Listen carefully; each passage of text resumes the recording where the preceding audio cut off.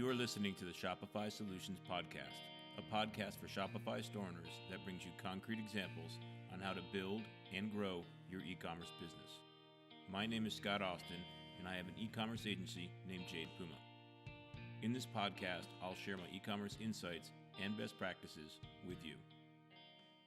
Hey, Scott Austin here. In this episode, I'm going to cover the announcements in Shopify's recent Unite presentation, including my impressions. And I'll also give you my recommendation on what actions you should take. To get started, what is Unite? Unite is Shopify's annual conference meant for agencies, developers, and other partners. Many big tech companies, like Apple and Google, do the same thing. It's when the company announces its upcoming changes. These are typically all rolled up into one conference or meeting instead of being released throughout the year. This bundling of announcements allows the company to get more attention from partners and press. Previous to COVID, Unite was an actual conference that attendees traveled to. But in 2020 and 2021, it was a streamed event.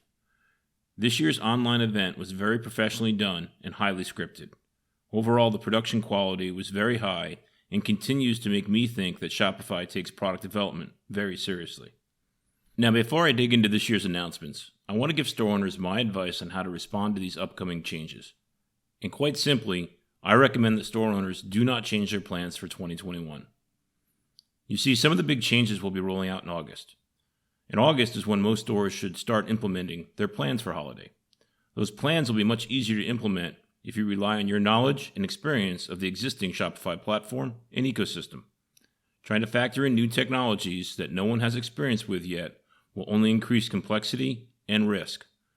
So my advice is for you to stick with what you know and are comfortable with for holiday 2021. So let's move on to the announcements. My target listener for this podcast is store owners and staff. That said, all are welcome. With this focus on store owners, I'm going to share with you the announcements that are important to you. I won't cover announcements for the very technical app developers on things like what development framework is recommended for headless server projects. Let's just stick with what is useful for store owners and staff. I've got 5 items. 1. Online Store 2.0, also known as Sections Anywhere. The biggest announcement, in my opinion, is that Sections Anywhere is finally coming.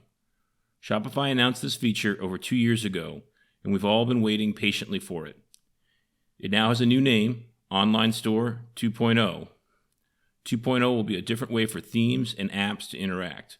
So it seems that today's apps and themes will not interoperate with 2.0 apps and themes, but the details on that were unclear. Here's what I like about 2.0 and why the feature was previously called Sections Anywhere. You're probably used to how easy it is to add and remove sections on the homepage, and changing the placement of them on the homepage too. In 2.0, almost all content on any page type, so collections, products, blogs, and pages, will have the same ease of adding and removing sections. So you'll be able to design the layout of any page as easily as the home page by bringing in different types of content. This will be useful in many scenarios, especially landing pages. And I'm a big fan of content-heavy product pages. I've got a suite of tools that I've built and commonly use in my clients' stores to present content in tabs or in accordions and have layouts like product seals. In 2.0, that won't have to be custom code. That could be sections provided by the theme or sections provided by an app. And with 2.0, apps providing sections won't have to insert the code into your theme to expose the section. All sections from added apps will be available in customized theme in the Shopify admin. That means that apps won't be adding as much code to the themes, which doesn't get removed if and when the app is removed from the store. So managing the theme code will be a bit easier. In 2017, Shopify released sections to the homepage, and it was a significant improvement to the design possibilities of the homepage and how easy it was to maintain the content. 2.0 is going to bring that same improvement to the whole store. I expect that in 2022 and beyond, almost every new store build and redesign will involve a 2.0 theme and apps. 2. Extend Shopify checkout with apps. Today, in Shopify, we have very little control over the checkout experience. Shopify Plus stores get a little more control, but even that is limited.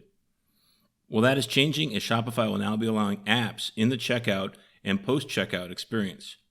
So you'll be able to add apps to your store that enhance your checkout experience.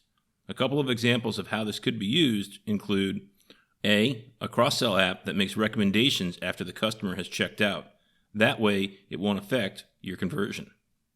B, a store could continue to build and establish trust in the cart in similar ways as it does in the store with badges, mission statements, counters, etc. C, inventory information on products could continue to be exposed in the checkout as your store may already be doing on the product and cart page. I think this advancement is going to be awesome in the long run. I think there will also be an initial period of trial and error. Many ideas will be tried, some no-brainers, others may be risky. Through all the trial and error, we'll see what works and what doesn't and establish a new set of best practices. In other words, I wouldn't go nuts in adding checkout and post-checkout apps when they become available. Take your time, watch what others are doing, and keep in the loop on what are the evolving best practices. 3. Meta fields.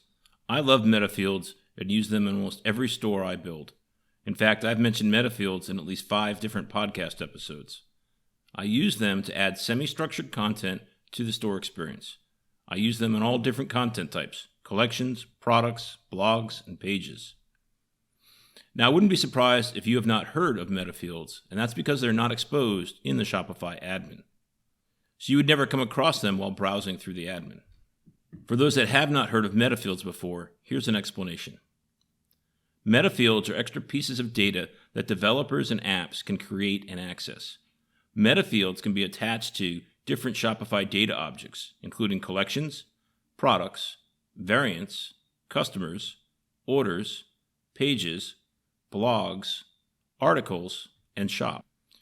Meta fields have 4 components: A, namespace, B, key, C, value, and D, description.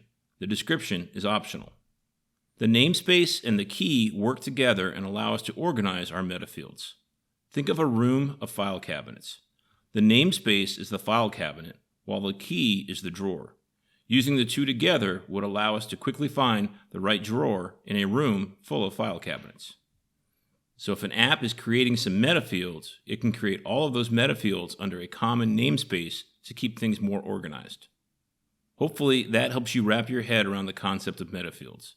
They're an easy way for us to create some structure behind additional data that we want to create and use in our store and present to our store's customers.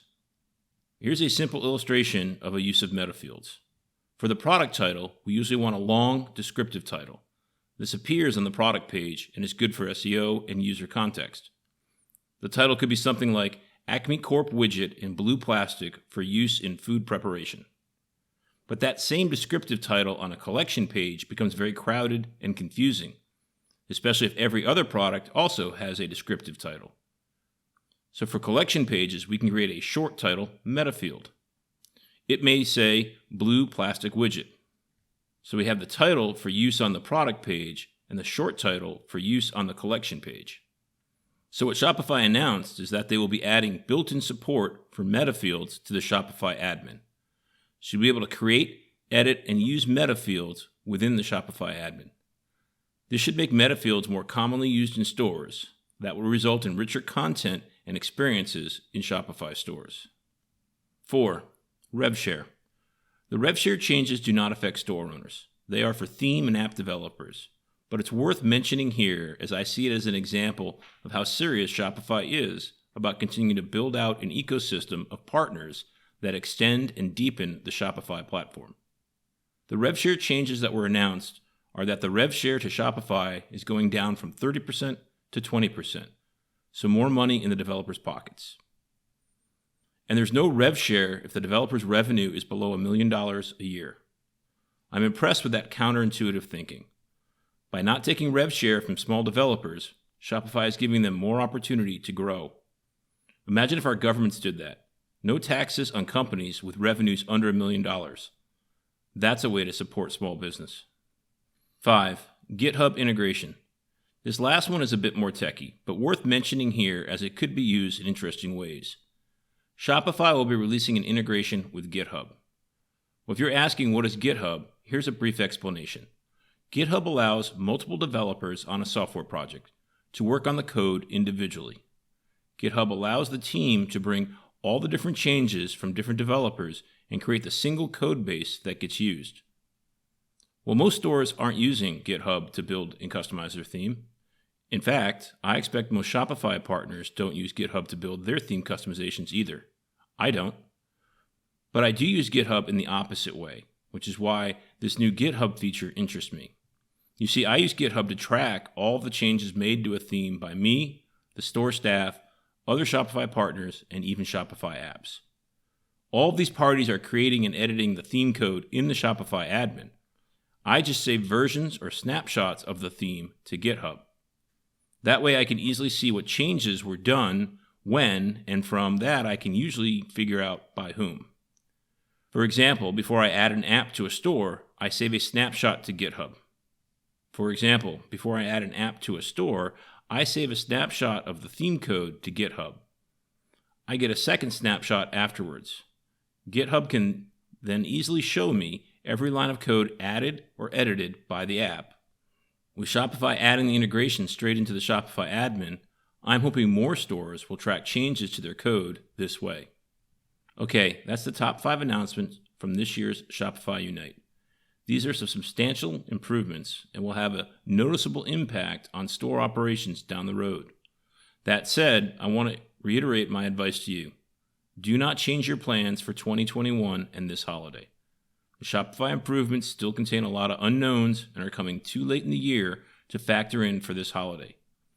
Come January 2022, holiday will be behind us, and more information about the new features will be known. That will be a good time to ask yourself if any of these new features and capabilities should be factored into your 2022 plans. In other words, keep your eye on holiday 2021 and don't get distracted by bright, shiny objects. Sales are far more important than technology to an e-commerce store. Thanks for listening. You've been listening to the Shopify Solutions Podcast with Scott Austin.